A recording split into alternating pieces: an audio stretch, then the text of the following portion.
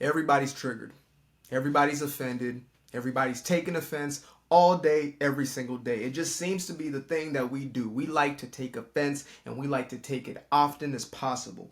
That is the day and age that we are living. That is the modern era, this generation, the generation of offense. Now, I'm not saying that there was never any generation to take such offense, but it is so different now. It is literally, it's almost like a competition. Like I've heard, this term of victim Olympics used before, and I think that is fitting. But I really believe it's like a competition. Like it's almost like story topping. It's now become, offense topping. How offended can you be? This is where most people are existing, and that's why most people are miserable. Right? I'm gonna be straight up right now. Me, young black man living in America, could easily be one of the most offended individuals on the planet right now. I could take so much offense, but the reason I don't, the reason even when things show up that I might not disagree or I might not agree with, the things that show up that might look offensive to me, the reason why I don't take offense, I might feel offended at first, but the reason I don't take that offense and own that offense is because it's a waste of life. I'll say it straight up. It is a waste of my time, my energy, my focus, my attention. It is a waste of my life. That's the reason why I stopped taking offense. And you know what?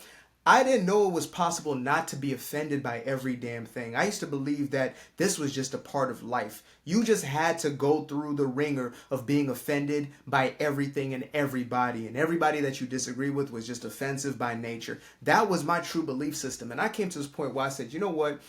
I am miserable. Like, I'm looking for offense. I'm going out there looking for somebody to be racist to me. I'm going out there looking for somebody to be prejudiced, for somebody to say something that's going to trigger me in some way. And not even just on the race aspect, etc., but, in relationships, right? I'm just waiting for somebody to say something just to irk me. Ooh, as soon as I get triggered, I'm about to fire off. Not realizing that those moments of being triggered were actually exposing unhealed wounds within myself. That was the aspect that I was not willing to completely confront.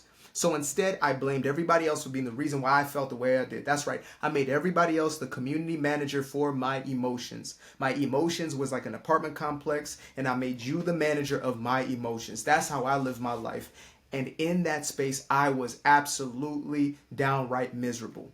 The reason is, well, frankly, when you give your emotional control and control over your thoughts to everybody else, you become powerless, right? You take what is power and you give it to somebody else. Therefore, you are at the whim, at the beck and call of everybody around you. And when you add to that being a people pleaser, oh my God. Are you serious? When you add on top of that being a people pleaser, so now I'm going out looking for people's validation. I'm looking for people's approval. I'm looking for people to set the expectation and the standard for my own life on top of already being triggered and offended. Now I'm just bitter, resentful, and a people pleaser. That's double misery. That's like misery on misery. That's misery squared is what that is. And so, again, I really came to this place where when I finally entered into what I call my wholeness journey, I used to say my healing journey, but now I say the wholeness journey.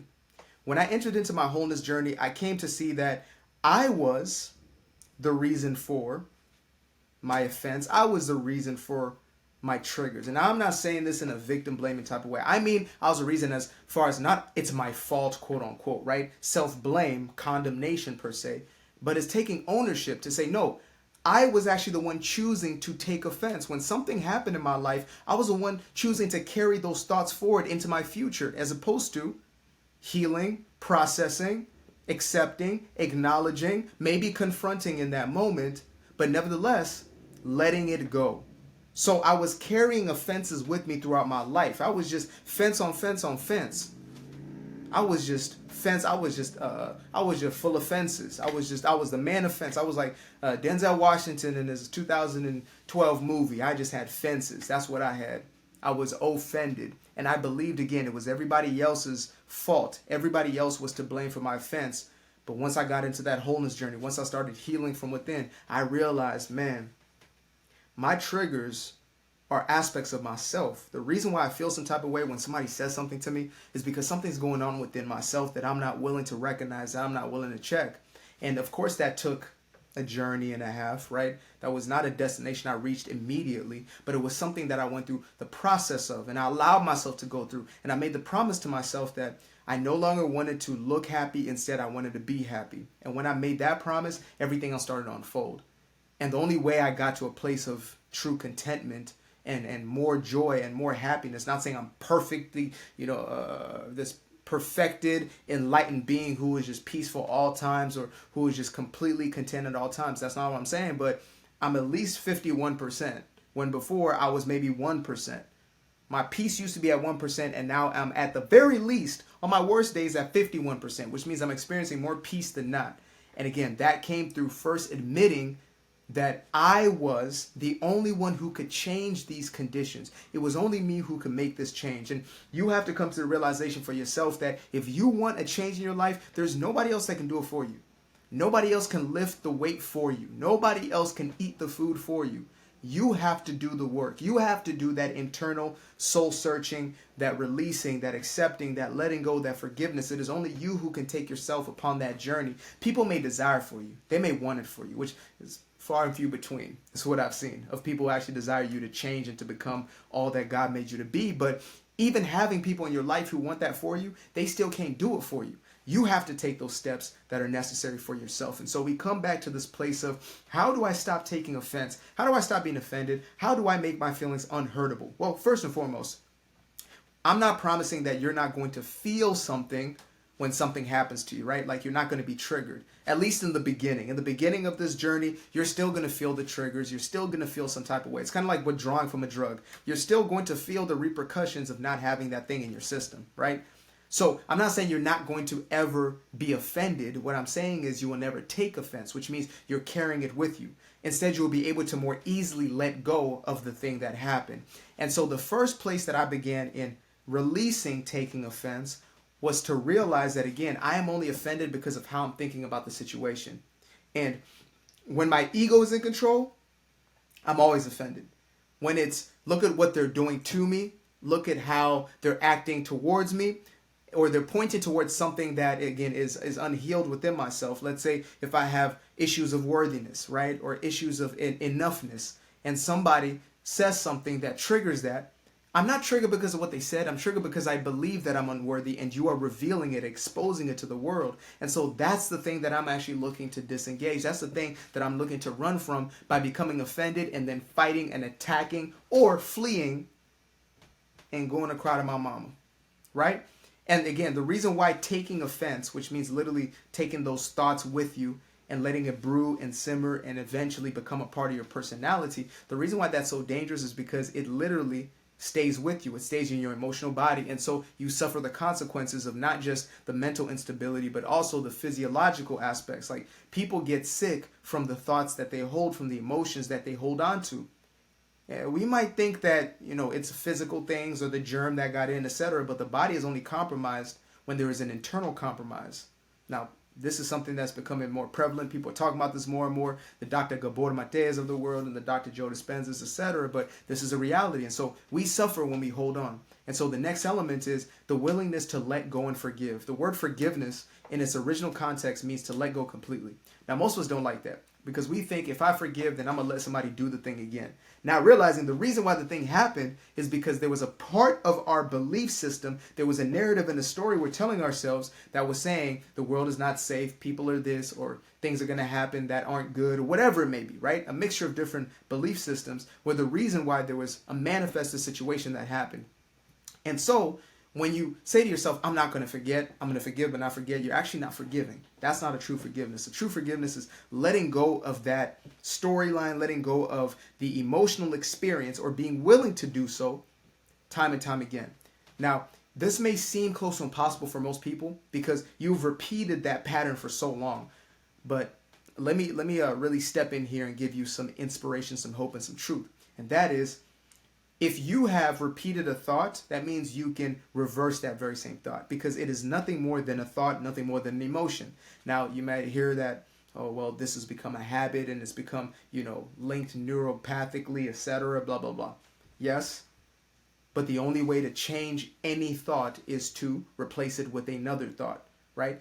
The only way to change anything, to change a tire, you must take out the present tire and to put in a new tire. And that's how beliefs are formed. We have to strip the old belief and then replace it with a new belief, right? Strip the old emotion and replace it with a new emotion. And this is something that most of us have been so disconnected from, is our true power, our ability to actually choose how we feel. We believe that we are at the whim, at the beck and the call of everybody else. We believe that our emotions are tied to how others respond and react within our lives, when in truth, it is how we think that is creating our emotional responses. And so when we take responsibility for that aspect, then and only then can we step into a place and a space of true power. And that's, again, the space that we have to focus on, is how do I begin to choose better thoughts that feel better to me? It's so simple. And that's what we like to complicate it, because we like to stay in the mess, right? We make excuses so we don't have to do the actual thing.